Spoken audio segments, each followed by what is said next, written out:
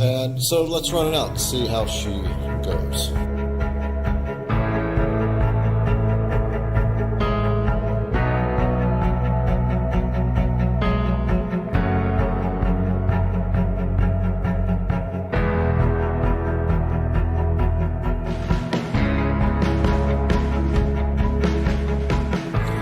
Okay, so let's cut these out.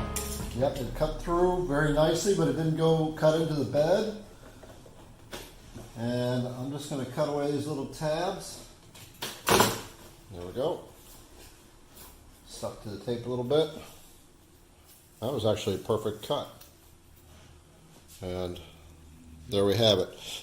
So doing this like that, using an upcut bit, left a good cut along this edge on the right side of Tennessee. Of course, I got some sanding to do there.